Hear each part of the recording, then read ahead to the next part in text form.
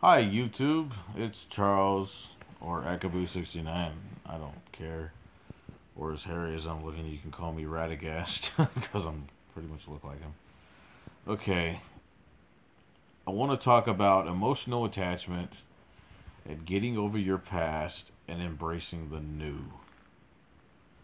Where am I going with this? You're wondering. I was in love with this girl named Julie back in like 2003.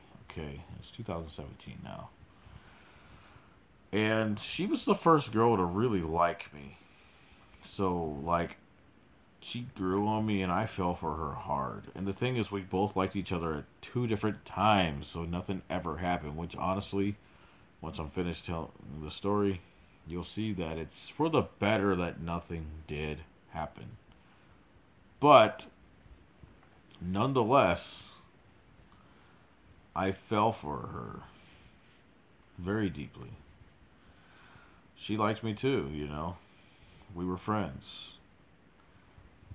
And sadly, she died of cancer in 2008. You know, I try to encourage her to tell her, like, you can fight this, you got this. But she died anyways because it was just too hard. You know, the treatments killed her, and she gave up. So she left behind a daughter and all that good stuff. Anyways, the essential point that I'm trying to make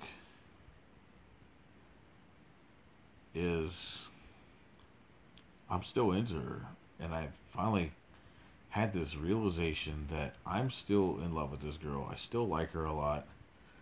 And I'm always chasing girls that either look like her or have her same personality type and same energy.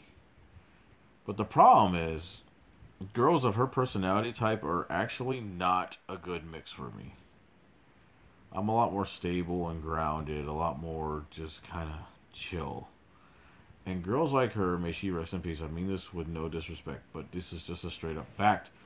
She she like these other girls that I've liked or that have come to me are always chasing the next new thing. They're chasing possibilities. They're chasing novelty in the form of different types of men, I guess you could say. But she's going out, and that's what she did for a while until she got married. She finally settled down a little bit.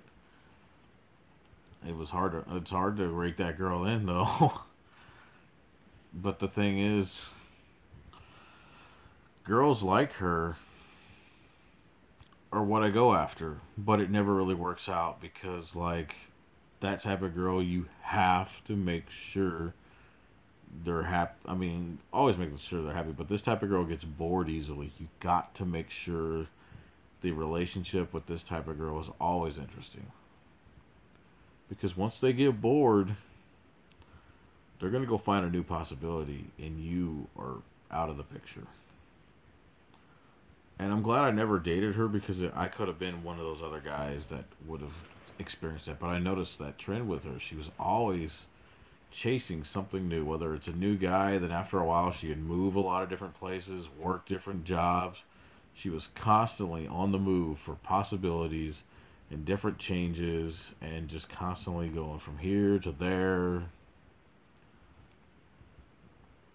because that's just what she did. That was her lifestyle. That's how she gained experience, by experiencing different things. Unfortunately, she hurt a lot of guys in that process. I don't agree with that method.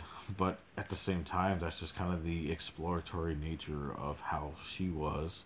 And it's the same exploratory nature of how these other girls are that I've dealt with. So I guess my essential points is I'm still in love with her. I go after girls that are like her, but it doesn't work because these girls get bored really easily and they don't have much stability in their life. And I'm not just putting it on them. Maybe there's some things I could do better, but I see this pattern even when they go to other guys, is the point. And the reason it's hard for me to actually get a relationship is I'm searching for something I can't have. I still want her, but she's gone. But I'm a type of person that gets attached real easily, and I'm very sentimental, so like my mind is always comparing, is this girl like Julie, is this girl like Julie, even though I don't mean to do that, it does it subconsciously, is this girl like Julie, Does she act like Julie? Does she remind you of Julie? Does she feel like Julie? And I do that, and it's terrible. But like, I go for girls that remind me of her because I still really just want her. And I realize that's why I'm not very good in relationships because I still just want my friend back. You know, because I'm not gonna lie, you never truly get over something like this. Like, no, I don't cry over it. You know, but a part of me went with her, and I still miss her to this day. And I don't know what to do about that other than I just have to live with it. You know, there's nothing I can do about it. I mean, I can pray for peace, which I basically got peace, but at the same time, there's not much I can do about it. But what I can kind of learn to do is, hold on, what I can learn to do is embrace something different. I can't kill the emotional attachment. It is there. It's never going to go away. But I can realize that there's a different type of girl and maybe something that's more better suited for me because like I'm never going to get her back and nobody else is going to be her. And maybe subconsciously I compare everybody to her because I want her so much. And that's not fair to them. Even though I don't ever tell them I'm doing that, I think in the back of my mind I do. Because I've always loved really tall girls. She was super tall. She was pale white. She had dirty blonde hair, almost brown colored hair. Really long, too. Really long hair. At least when I met her. We used to actually compare our hair together. Julie actually is like, I'm jealous. Your hair looks nicer than mine. I'm thinking, no, your hair is fucking gorgeous, baby. Your hair's a hell of a lot more prettier than me. But, like, I miss those days. And then, so I either go for girls that have her energy vibe, or I like girls that at least look like her, but their energy vibe might vary. But at the end of the day, I really am drawn towards the girls that act like her. And I'm trying to get over that because I realize that's not a good thing to do. I need to realize you can't have her. She's gone. And don't go looking for her or something to substitute her because that's not right. That's totally wrong. And nobody's going to be Julie, and nobody can really take her place. Even though we never actually dated each other, like I said, but we both liked each other, but the circuits were hit and miss. We never actually made the connection of let's date because when she liked me, I was too stupid to pick up on it, and when I liked her, she was already involved with somebody else or not interested in anything. So, if you're ever in a situation like this, you gotta realize, okay, it's time to move forward. This person's been gone for X amount of years. Honor their memory, but go do something for yourself. And don't compare everybody new that you meet to that person because that's not fair to them and it's not fair to the person that's gone. So, try to embrace the new. Always remember your past in a beautiful way, but try not to get stuck there, otherwise you never move forward in life. And I am the guiltiest person of that. I've been told that I relive stuff all the time. That's something I've heard my whole life.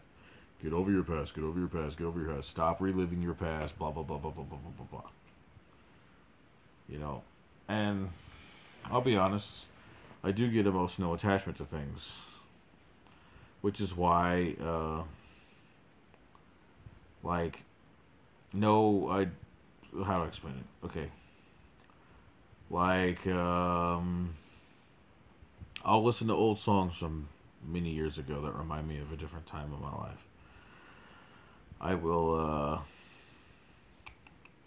what else do I do?